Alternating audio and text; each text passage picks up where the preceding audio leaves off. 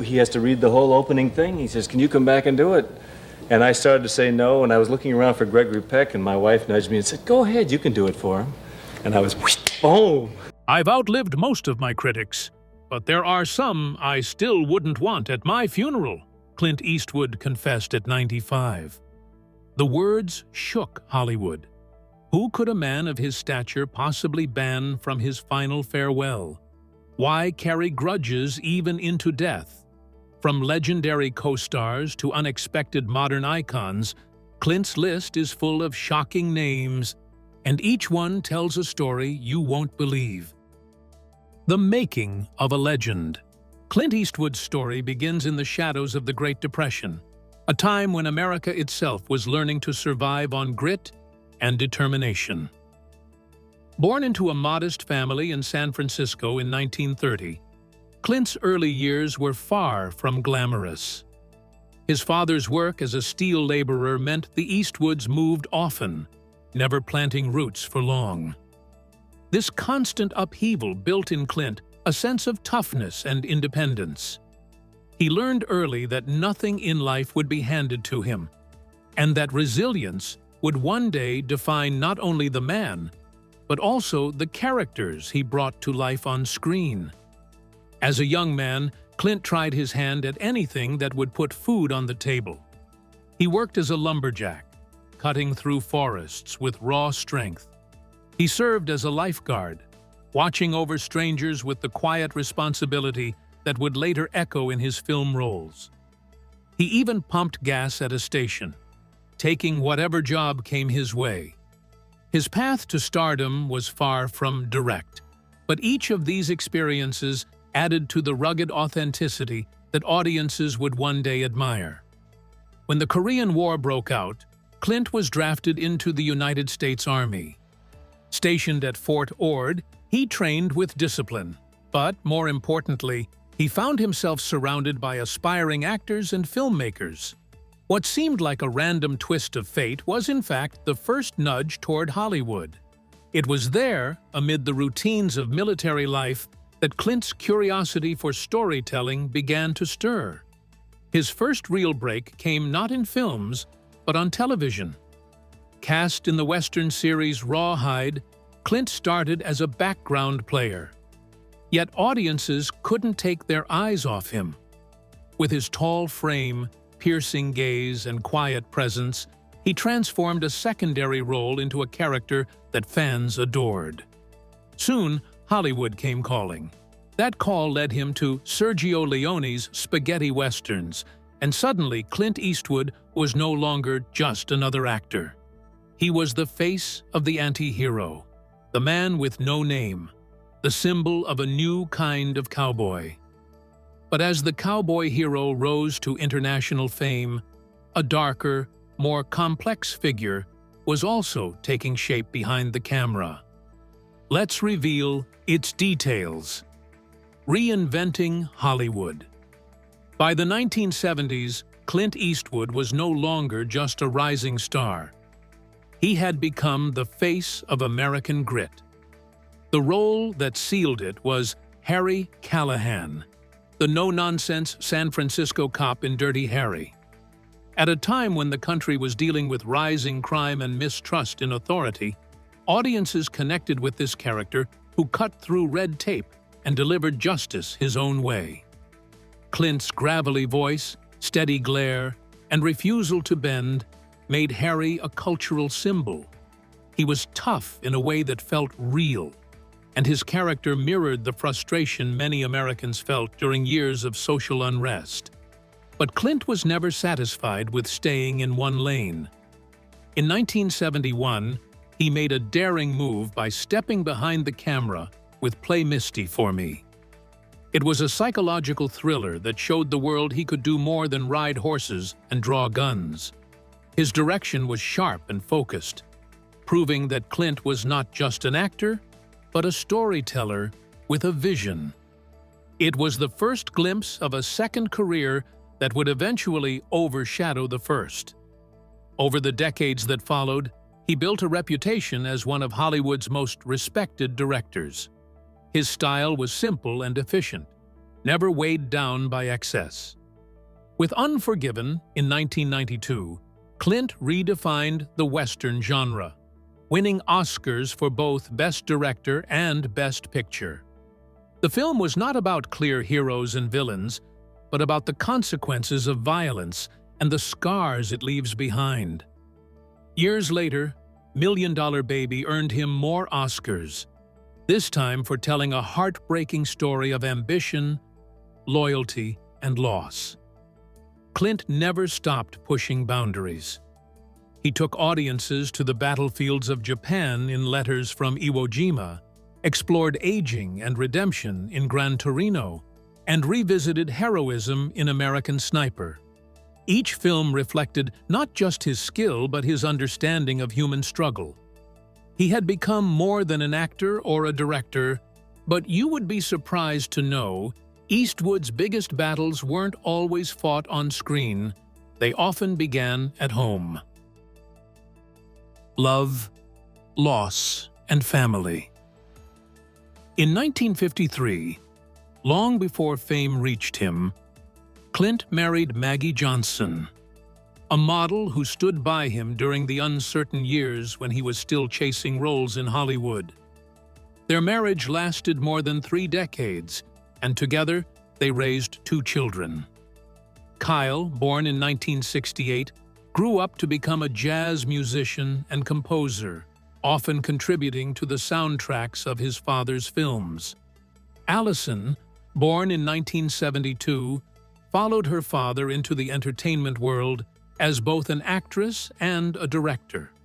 To outsiders, it seemed like a solid family, but behind closed doors, the pressures of Clint's career and his wandering heart created cracks that would only grow wider.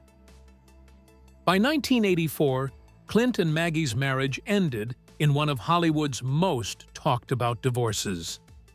The settlement, estimated at nearly $30 million, was a clear reflection of the wealth Clint had built by that time and the cost of a relationship that had weathered years of strain. Though painful, it was only the beginning of Clint's complicated family journey.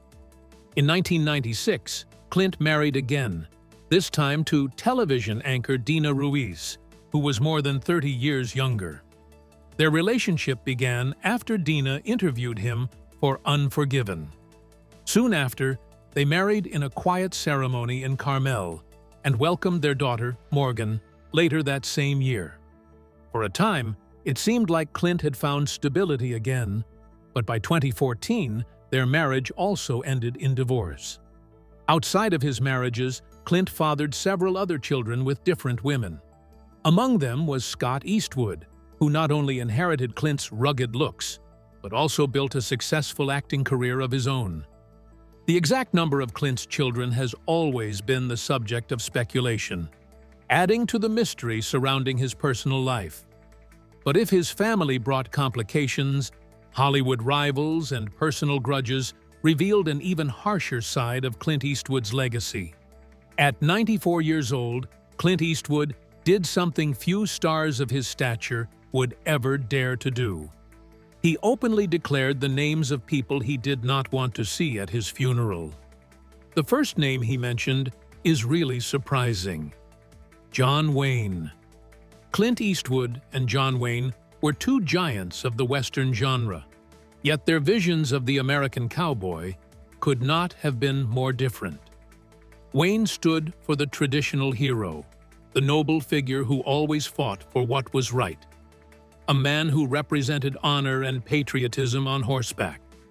Clint, on the other hand, came to embody a new kind of character, one who lived in shades of gray, a man who was not always good or bad, but often caught somewhere in between. The clash was not just professional, but deeply ideological. Wayne believed the Western should lift people up with its sense of moral certainty, while Clint was determined to explore the flaws and contradictions that existed within every man. Hoping for collaboration, Clint once sent Wayne a script that he thought might bridge their worlds. Wayne dismissed it outright, calling it perverse. a rejection that symbolized the distance between them. Clint respected Wayne's legacy, but could not ignore how outdated his vision felt as the world changed.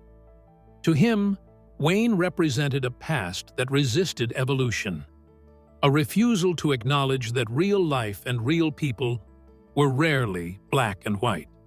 Even though Wayne passed away in 1979, Clint would later remark that if there were any way for the Duke to attend his funeral, he would rather he stayed away. It was less about personal hatred and more about what Wayne stood for, a worldview Clint could never reconcile with his own. Another surprising name is Leonardo DiCaprio.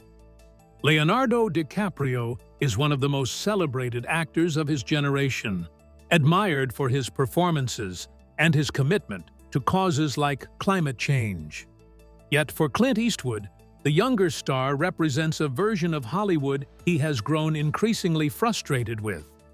Clint has always been a man who valued independence, privacy, and a straightforward way of living. Watching DiCaprio take the stage at world summits, speaking passionately about saving the planet while often traveling the globe on private jets, struck him as the kind of contradiction he could not respect.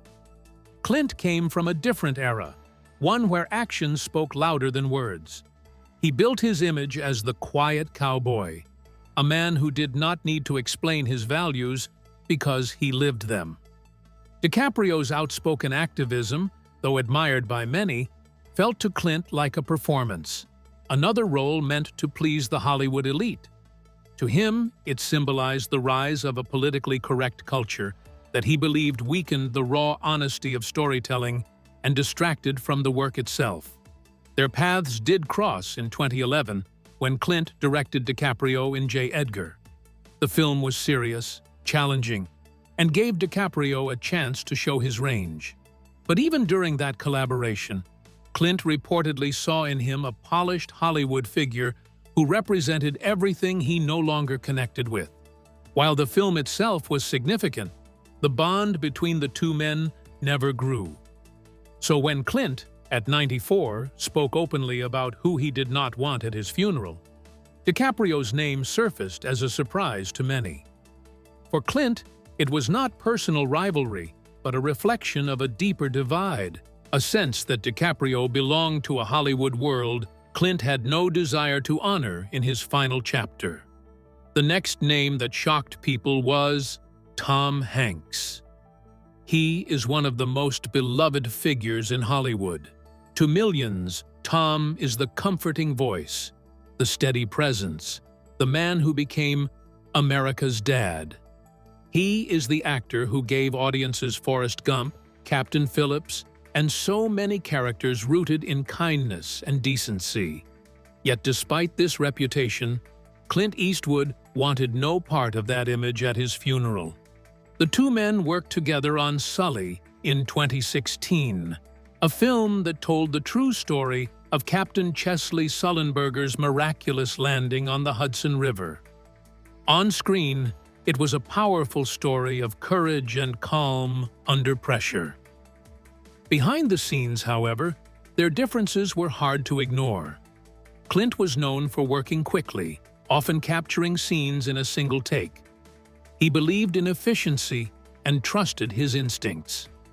Hanks, in contrast, liked to rehearse and refine, bringing a collaborative energy that sometimes slowed the process. For Clint, this clashed with the rhythm he had relied on his entire career. Their divide went deeper than filmmaking styles. Hanks is a proud Democrat who openly supports political causes Clint has criticized over the years. Clint has long leaned libertarian, believing in independence from both political extremes. Watching Hanks embody a public figure of trust and wholesomeness felt to Clint like the opposite of his own hardened view of America, a country he saw through the lens of grit and struggle rather than sentimentality. So when Clint spoke about who he did not want at his funeral, Tom Hanks was included. It was not out of personal animosity, but out of a conviction that Hanks's presence would feel out of place at the farewell of a man who lived by tougher, more skeptical values. And then came the name of Spike Lee, a feud that had once exploded in public. Spike Lee.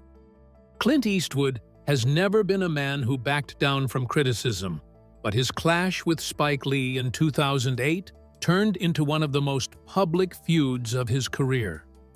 At the time, Clint had released 2 war films, Flags of Our Fathers and Letters from Iwo Jima. They were praised for their raw honesty and emotional depth, but Spike Lee raised a sharp criticism. He argued that Clint had ignored the presence of black soldiers who also fought during World War II, calling the films incomplete and unfair in their representation of history. For Clint, this was more than just an artistic disagreement. He believed his films were based on specific historical events and that accuracy guided every casting choice. To him, Lee's accusations felt less about truth and more about stirring controversy. His blunt response was memorable. He told Lee to "shut up," a comment that spread across headlines and cemented the tension between them. The feud revealed a deeper divide between the two men. Spike Lee has long been a passionate and outspoken voice, often tackling issues of race and inequality in his films and public statements. Clint, on the other hand, prided himself on restraint, preferring to let his work speak for itself. Where Lee saw activism as essential, Clint often saw it as performative, something he did not want associated with his own legacy. So when Clint, later in life, listed the names of people he would not want at his funeral, Spike Lee was there. It was not about dismissing Lee's talent or career, but about refusing to let their feud or Lee's brand of activism cast a shadow over his final farewell. But if Spike Lee made sense as an enemy, the mention of Michael Moore was almost inevitable. Michael Moore. Of all the names Clint Eastwood mentioned, Michael Moore may have been the least surprising. The two men could not be further apart in how they viewed America. Clint built his career on characters who valued toughness, self-reliance, and a strong sense of individual duty. Moore, through his documentaries, often challenged those very ideals, exposing what he saw as the dangers of guns, war, and blind patriotism. Their paths were bound to clash, and they did so most fiercely after the release of American Sniper in 2014.